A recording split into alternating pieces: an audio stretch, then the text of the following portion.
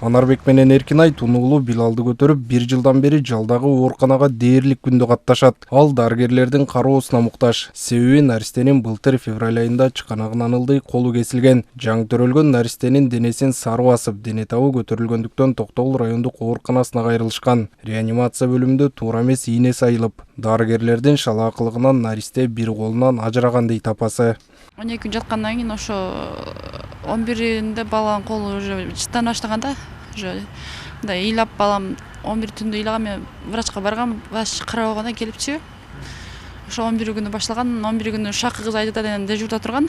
Ал өзү сай албай, род залдан алып келип сайдырган. Өзү ошо жерде ремс иштеп, бирок сай алган эмес да. Ал жекте ошондой болгон.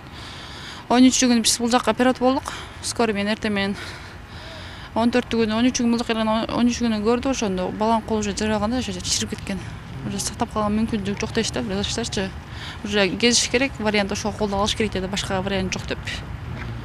10 күнүн ичинде бизге баланын колун чиритип берип атышат да. Башыбызга түшкөндү башкаларга каалабайбыз деген жаш жубайлар окуя боюнча соттук иш алдыга жылбай жатканын айтышат. 8 жолу отурум болуп, дагы деле чечим чыга элек. Буга дарыгерлердин кошумча экспертизага бергени себеп болууда. Ошондой эле баланын ата-энеси Токтогулдагы оорукананын жандандыруу бөлүмүндөгү кызматкерлер дагы деле иштеп жатканын айтып жатышат. Мен бул телевизордон чыкканда десе, да бир энем мен деп сыздап калбасын деген максатта. Анткени биринчи балабыз, биз бул туң балабыз. Азыр мындай 1 жаш, бирок 1 жашта бала эмес, ата-энесин карбайт, мындай отуруу сезими жок, базуу сезими жок, мындай талпынуу жок, эчтеке жок да. 1 айлык баладай багабыз, ата-энесин карбайт, укпайт. Биздин максат только ошо, баягы кол менен кылган нерсе мойнуна тартыш керек. Мыйзам түрүндө жооп бериш керек, мага эч кандай акча, тиги булардын кереги жок. Азыр бүт баары эле токтоп калды. Экспертке кетти деп коет сот. Бул жактан эле министрге бардык, экспертизага бардык. Ал жакта деле жок. Кандай жол менен кетирдиңер эле десек, сот айтат эме депчи. Электронный кетиргенбиз депчи. Электронный да таппай койдук. Ошо реанимация бөлүмүнүн немелери болчу, медсестра, врач, заведующийлери болчу. Алар деле мойнуна деле алгысы келбейт. Жалды күнөөлөп элечи. Бул окуя боюнча Саламаттык сактоо министрлиги тарабынан атайын комиссия түзүлүп, маселе министрдин жеке көзөмөлүндө болгон. Бир эмес 2 жолку ички иликтөөнүн жыйынтыгы менен окуяга чейишеси барлар жумуштан кеткен. Сменаны бергенде нарушениялар кеткен Токтогулдун ооруканасында.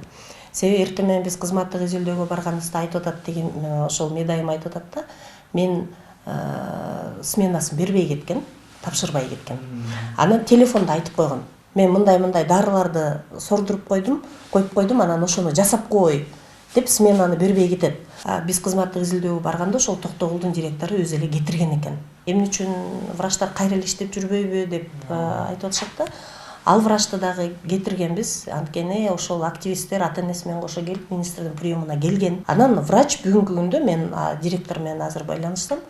Ал бала боюнча эмес, мени незаконный кетирип атат, мыйзамсыз кетирип атат, себеби бул жактагы баланын соту болуп атат азыр. Ошол сотто мени күнөөлүү деп таап электе эле, мени иштен кетирип салды деп бул отдельный процесс менен сотко берген экен, ал соттон жеңип алыптыр. Жеңип алып азыр кайра келип иштеп атат. Аталган факт Токтогул райондук ички иштер бөлүмүндө каттоого алынып, иш сотко өткөн. Бүгүнкү күндө соттун чечими чыга элек. Баланын ата-энеси ишти акыйкат карап, окуяга чейишеси барларга чара көрүүнү суранат. Автандил Бактыбеков, Жакшылык Исаков, ЛТР, Бишкек.